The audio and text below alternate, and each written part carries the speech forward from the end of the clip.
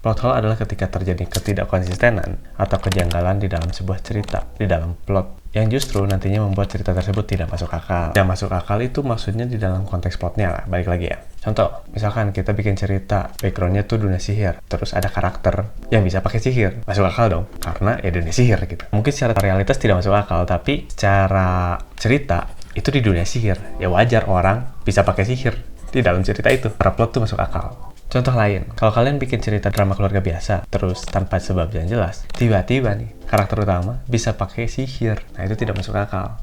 Plot hole. Contoh lain, Spider-Man punya kekuatan laba-laba. Masuk akal tidak? Mungkin tidak masuk akal, tidak realis gitu.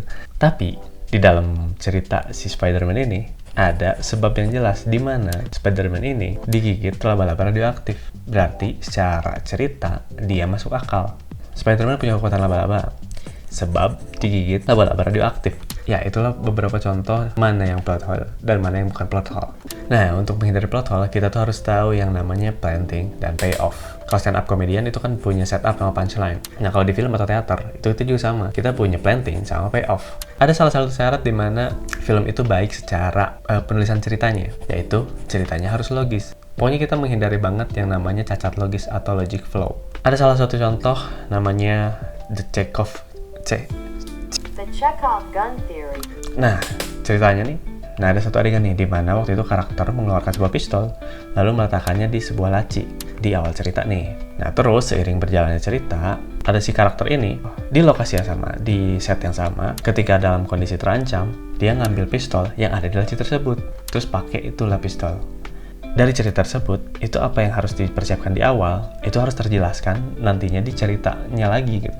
Kenapa di awal tuh si karakter ini nyimpen pistol di laci? Kan nggak ada konteksnya di awal tuh.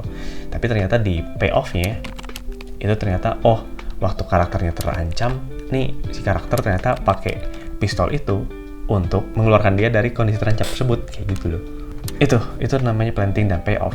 Nah, kalau misalkan tidak ada planting nih sebelumnya, planting laci itu nggak ada ya. Kita anggap adegan di awal itu nggak ada adegan di mana pistol itu ditaruh di laci. Terus tiba-tiba nanti di adegan si karakter ini terancam, dia ngambil pistol dari laci, terus dipakai. Lah, itu pistol dari mana? Kayak gitu kan pertanyaannya. Itu baru plot hole. Karena ada kecacatan logis di mana si karakter tiba-tiba mendapatkan pistol yang entah dari mana. Plantingnya nggak ada, tapi tiba-tiba dia ngambil pistol dari laci.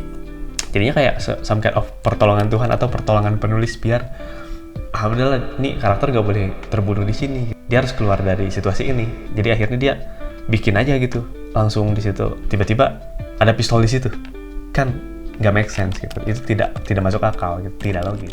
Yang contoh tadi itu namanya The Chekhov gun theory, itu diambil dari seorang tokoh teater atau drama panggung yang namanya Anthony Chekhov. Makanya teori planting dan payoff ini tuh namanya The Chekhov gun theory. Ya, intinya plot hole itu biasanya memang terjadi ketika tidak ada sebab yang jelas dari akibat dari ceritanya gitu loh. Akibatnya kan Spider-Man punya kekuatan laba-laba. Sebabnya adalah dia digigit laba-laba radioaktif, kayak gitu kan. Intinya, ada sebab akibat yang jelas di dalam ceritanya. By the way, ini kalau misalkan mau didebatin lagi, itu ada lagi bedanya yang naratif elipsis. Naratif elipsis dengan plot hole, itu beda. Jadi ada cerita yang memang biasanya mengosongkan suatu hal untuk penonton isi. Tapi memang sebetulnya itu masih terplanting dengan jelas. Itu perdebatan baru, jadi nggak akan aku bahas di sini. Ya, jadi itu aja bacotanku. Silahkan koreksi di kolom komentar kalau misalkan ada ternyata teori-teori yang aku sampaikan itu ternyata salah.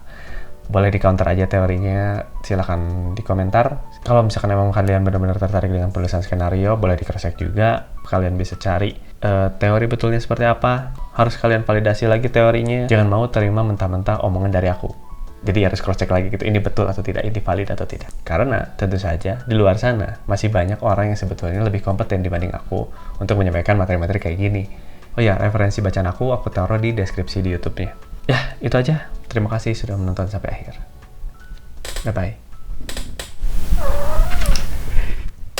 Bye-bye.